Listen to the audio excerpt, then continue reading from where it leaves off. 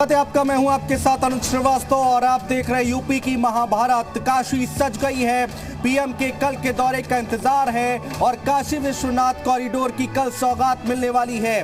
मुख्यमंत्री योगी आदित्यनाथ वाराणसी में मौजूद हैं और थोड़ी देर में काशी विश्वनाथ कॉरिडोर का निरीक्षण भी करने वाले हैं। बीजेपी अध्यक्ष जेपी नड्डा भी वाराणसी पहुंच गए हैं और बीजेपी प्रदेश अध्यक्ष स्वतंत्र देव सिंह भी वाराणसी में मौजूद हैं। तस्वीरें हम आपको दिखा रहे हैं मुख्यमंत्री योगी आदित्यनाथ की, जो कि वाराणसी पहुंच गए हैं। कल का दिन काशी के लिए बहुत बड़ा है और ये सबसे पहले तस्वीरें हम आपको दिखा रहे हैं।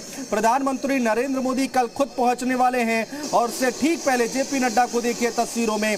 जेपी नड्डा यहां पर पहुंच चुके हैं, मुख्यमंत्री योगी आदित्यनाथ यहां पर पहुंच चुके हैं, प्रदेश अध्यक्ष स्वतंत्र देव सिंह यहां पर मौजूद हैं। तो ये सबसे पहले तस्वीरें हम आप तक पहुंचाने की कोशिश कर रहे हैं। ठीक एक दिन पहले प्रधानमंत्री के दौरे के ठीक एक दिन पहले शाम की क्या कुछ तस्वीर निकल कर आ रही है वो हम आपको दिखा रहे हैं। फिलहाल अब इसके बाद कुछ ही देर बाद अपडेट ये है कि मुख्यमंत्री योगी आदित्यनाथ जेपी नड्डा अभी निरीक्षण करेंगे।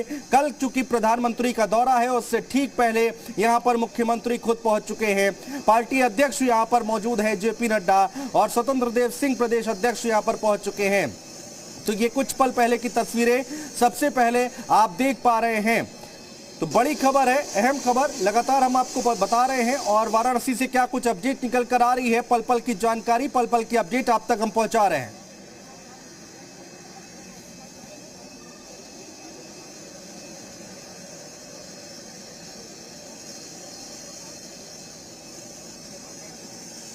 तो काशी विश्वनाथ कॉरिडोर के उद्घाटन से पहले बीजेपी ने एक ट्वीट किया है। बीजेपी के ट्विटर हैंडल से संस्कृत में ट्वीट किया गया है और दिव्य और भव्य काशी को दिखाया गया है।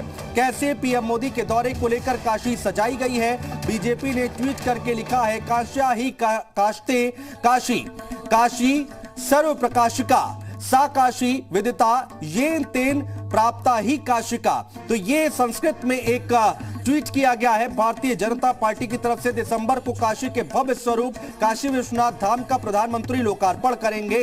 हर हर महादेव। तो ये ट्वीट किया गया है भारतीय जनता पार्टी की तरफ से, वो ट्वीट हम आपको दिखा रहे हैं। काश्यां ही काशते काशी, काशी सर्व प्रकाशिका, सा काशी विदिता येन तेन प्राप्ता ही काशिका। इसका हिंदी अनुवाद हम आपको बताते हैं। आत्मज्ञान के प्रकाश से काशी जगमगाती है, काशी सब वस्तुओं को आलोकित करती है। जो इस सत्य को जान गया वो काशी में एक रूप हो जाता है। तो ये ट्वीट किया गया है भारतीय जनता पार्टी की तरफ से, वो ट्वीट हम आपको दिखा रहे हैं। एक मैसेज देने की कोशिश की गई है भारतीय जनता पार्टी की तरफ से और ये उनका ऑफिशियल ट्विटर अकाउंट जिससे उन्होंने ये ट्वीट किया है और एक मैसेज देने की कोशिश की है।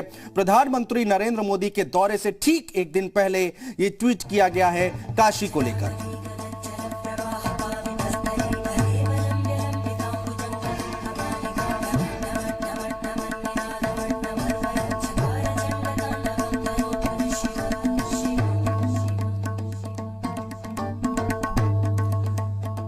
इस ट्वीट का अर्थ क्या है वो हम आपको बता रहे हैं। संकल्प दुबे हमारे सहयोगी हमारे साथ जुड़ चुके हैं ज्यादा बातचीत करने के लिए।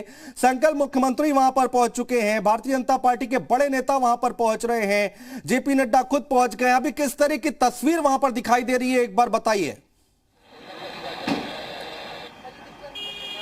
देखिए, बिल्कुल तस्वीर हम आपको दिखाना भी चाहेंगे और कहीं ना कहीं अब ये माना जा रहा है कि अब से थोड़ी देर में मुख्यमंत्री योगी आदित्यनाथ यहां से रवाना होंगे और कॉरिडोर में जो काम हुआ है उसका फाइनल टच देखने के लिए खुद वो निरीक्षण करेंगे और उनके साथ में जेपी नड्डा फिलहाल इस समय यहां मौजूद है और अफसरों के साथ में एक मंथन बैठक भी यहां पे चल रही है। और कहीं ना कहीं जिस तरीके से तमाम जो अतिथि हैं वो पहुंचने हैं और उनके कई अतिथियों के पहुंचने का सिलसिला शुरू हो चुका है, तो उनके ठहरने की व्यवस्था से लेकर प्रत्येक जो इंतजाम किए गए हैं जिला प्रशासन की तरफ से उसको भी मुख्यमंत्री खुद क्रॉस चेक कर रहे हैं। और तमाम तस्वीरों में जो अतिथियों का है वो पहुंचने का सिलसिला यहाँ पे शुरू है। इसी के साथ साथ अगर बात की जाए, अब से थोड़ी देर में मुख्यमंत्री यहाँ से सीधे विश्वनाथ धाम के लिए जाएंगे, जहां पे वो स्थलीय निरीक्षण करेंगे और कहीं ना कहीं जो पिछली मीटिंग में लगातार मुख्यमंत्री लखनऊ रहे हो या फिर वो अपने बाहरी दौरों में भी रहते थे, लेकिन वाराणसी के जिला प्रशासन से लगातार संपर्क में रहते थे और ये सुनिश्चित किया जा रहा था कि तय सीमा में काम को पूरा किया जाना था।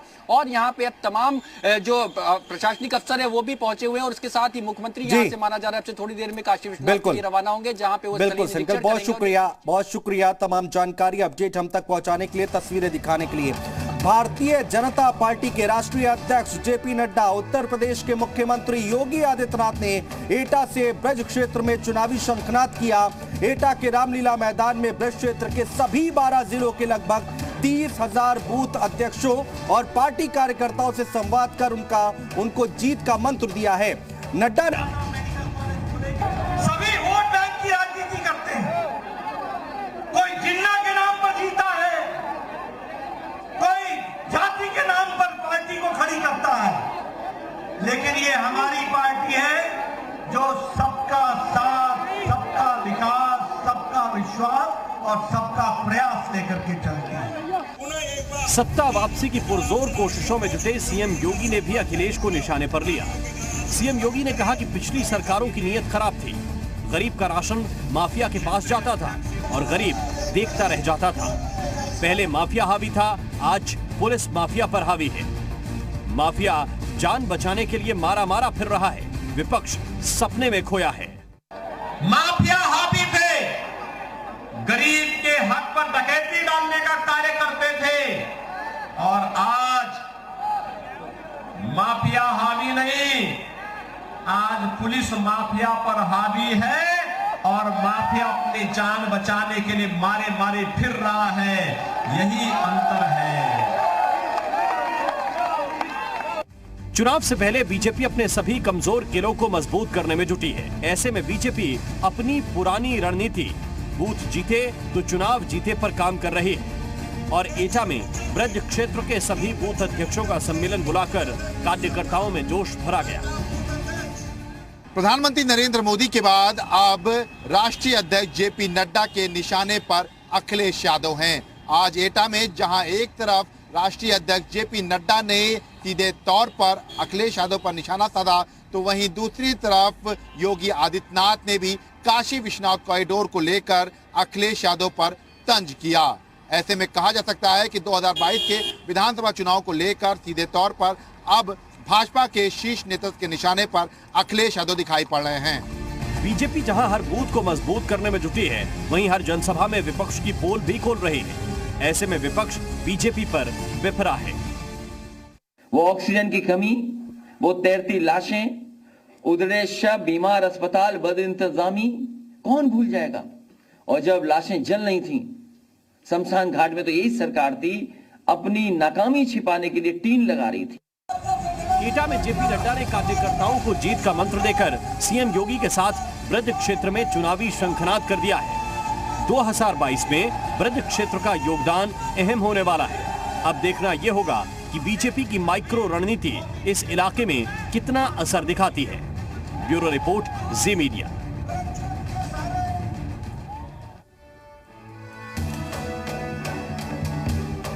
और पूर्वांचल की सियासत में ब्राह्मण चेहरा माने जाने वाले पूर्व मंत्री हरिशंकर तिवारी का परिवार आज सपा में शामिल हो गया।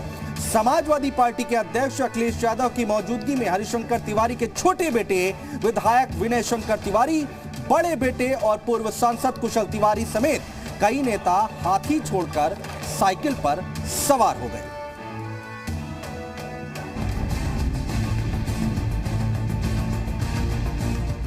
बुआ के खेमे में बबुआ की सेंधमारी। हरिशंकर तिवारी का परिवार सपा में शामिल।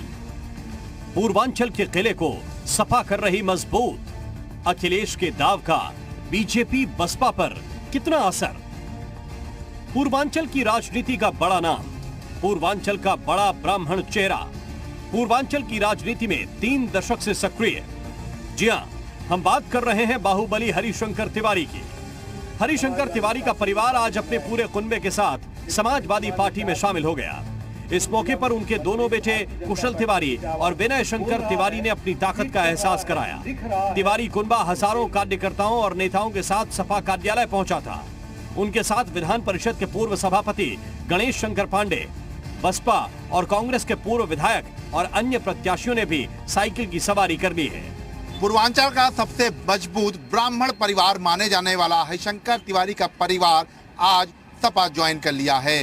हरिशंकर तिवारी के बेटे विनय शंकर तिवारी के साथ साथ गणेश शंकर पांडे और कुशल तिवारी ने आज सपा का दामन थाम लिया। ऐसे में कहा जा सकता है कि उत्तर प्रदेश में 2022 के विधानसभा चुनाव को लेकर उससे पहले ही सपा ने ब्राह्मणों में सेंध लगाने के लिए हरिशंकर तिवारी के पूरे कुनबे को सपा में शामिल कर लिया। अखिलेश यादव की मौजूदगी में तिवारी परिवार ने समाजवादी पार्टी ज्वाइन की। इस मौके पर अखिलेश यादव ने योगी सरकार पर निशाना साधा। अखिलेश यादव ने कहा कि आज सबको एनकाउंटर के नाम पर डराया जा रहा है। हमें तो डर लगता है कि बीजेपी सरकार का बुलडोजर इधर ना आ जाए। दवाई के लिए लाइन में लगवाया, अस्पताल में बेड मिल जाए उसके लिए लाइन में लगवाया, और आज किसान डीएपी और खाद के लिए लाइन में लगाए। और समय आएगा कि उत्तर प्रदेश की जनता लाइन में लग करके भारतीय जनता पार्टी को हटाने का काम करेगी। और वो बातें भूल जाइए, बोलो बुलडोजर वाली, न ये बुल संभाल पा रहे हैं न बुलडोजर संभाल पाएंगे। माना जा रहा है कि यूपी में अखिलेश यादव तिवारी परिवार के जरिए ब्राह्मण वोटरों को साधने की कोशिश करेंगे। वहीं बीजेपी तिवारी परिवार के सपा में शामिल होने को लेकर सपा पर हमलावर है। जिनका कोई मतलब समाज में नहीं रह गया है, ऐसे लोगों को जिन पर पूरी तरह से छाप है कि वो लोग माफिया हैं, एंटी सोशल एलिमेंट्स हैं। किस ढंग से समाजवादी पार्टी के मुखिया कहते थे कि ये नई सपा है, ये सिद्ध हो गया है कि समाजवादी पार्टी पूरी तरह से माफियावादी पार्टी है। अखिलेश लगातार पूर्वांचल का किला मजबूत करने में जुटे हैं। इसी कड़ी में वो लगातार बसपा के क्षेत्रीय नेताओं को जोड़ रहे हैं। पिछले दिनों अंबेडकर नगर के राम अचल राजभर और लालजी वर्मा को पार्टी में शामिल कराया। वहीं कांग्रेस के कद्दावर नेता हरेंद्र मलिक को भी सपा ज्वाइन कराई। अब हरिशंकर तिवारी परिवार को पार्टी में शामिल कराकर कुनबा मजबूत करने में जुटे हैं। अखिलेश का ये दाव बीजेपी और बसपा के लिए खतरे की घंटी साबित हो सकता है। ब्यूरो रिपोर्ट, जी मीडिया। और चलिए बात करेंगे अगली खबर की। सीएम योगी आदित्यनाथ बागपत में सांसद सत्यपाल सिंह के बेटे के रिसेप्शन में शामिल हुए। इस मौके पर 84 खाप के चौधरी सुरेंद्र सिंह ने सीएम योगी को पगड़ी पहनाकर उनका स्वागत किया। कार्यक्रम में केंद्रीय मंत्री वीके सिंह, गन्ना मंत्री सुरेश राणा, आचार्य बालकृष्णन भी मौजूद रहे। तो वहीं इस कार्यक्रम में हरियाणा के सीएम मनोहर लाल भी मौजूद थे और सांसद सत्यपाल सिंह के बेटे और उनकी बहू को आशीर्वाद दिया। तस्वीरें आपके सामने।